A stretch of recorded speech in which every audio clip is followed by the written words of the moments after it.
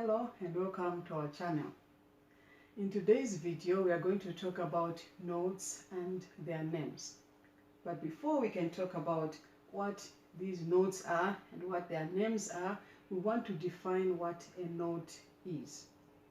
So a note or notes are characters that are placed on the musical staff to represent pitch and duration. So you have heard me mention two new names now, pitch and duration. So we'll try also and define them. So let's begin with pitch.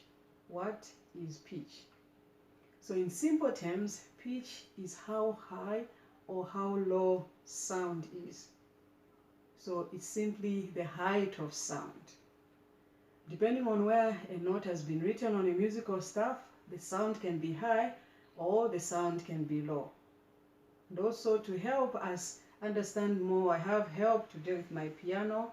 I'm going to play two notes. One is high pitched and the other is low pitched. So I'll begin with the high pitched note,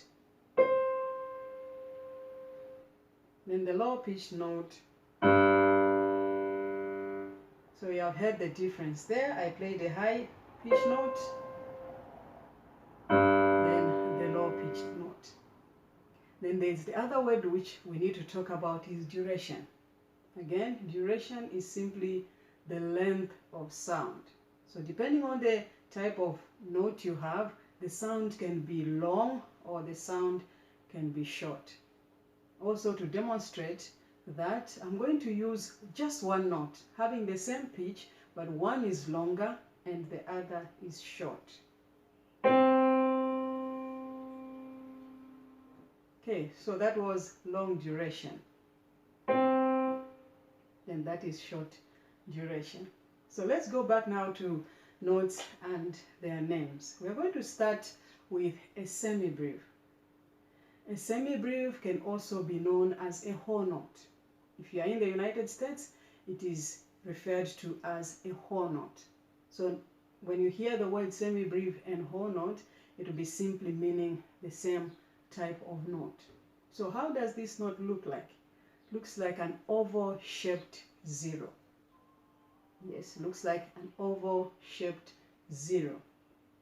At this time, we'll not talk about how long it is, because as we go in further videos, we'll learn about time signature, and depending on the time signatures, these notes can take different beats. The next note we'll talk about is the minim. So the minim, it's also known as a half note. A minim is more like a semibreve, similar, but the difference is that a minim or a half note, it will have a stem either on the right side of the note head or on the left side of the note head, depending on where that note is on the musical staff, as we mentioned in previous videos. The next note we talk about is a crotchet or a quarter note.